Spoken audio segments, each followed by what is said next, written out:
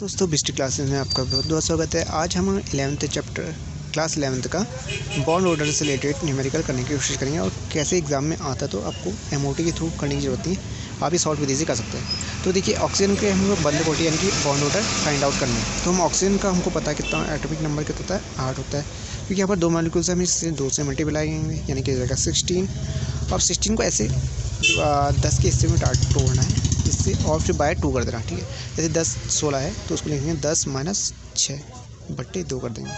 Bonding electron minus anti bonding electron बट्टे upon divided by 2। ठीक है, तो 10 - 6 कितना होता है 4/2 यानी कि 2। इसका बॉन्ड ऑर्डर रखेगा 2। अब ऐसे ही निकालते हैं हम नाइट्रोजन का। नाइट्रोजन का आपको पता है कितना होता है 7 होता है। तो और यहाँ पर क्योंकि 2 मॉलिक्यूल्स है या 2 आइटम्स है तो 7 दूनी 14 हो जाएगा।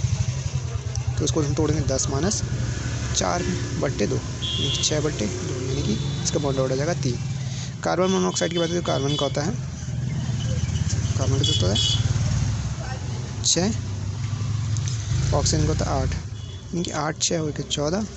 वैसे ही 10 - 4/2 यानी कि ये हो गया 6/2 यानी कि 3। इसका भी बॉन्ड ऑर्डर के 3।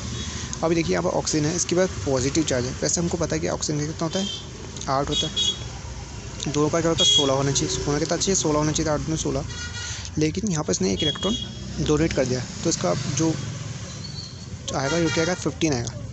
ठीक है, ये जो नंबर आएगा 15। तो हम सोच सकते हैं 10 - 5/2 लिख सकते हैं यानी कि 5/2 यानी कि इसका बॉन्ड ऑर्डर आ जाएगा 2.5। तो इस तरीके से आप इस न्यूमेरिकल्स को इजीली एग्जाम में सॉल्व कर सकते हैं। पिछली क्लासेस के साथ जुड़ने के लिए धन्यवाद। शेयर कीजिए, लाइक कीजिए, सब्सक्राइब कीजिए हमारे चैनल को।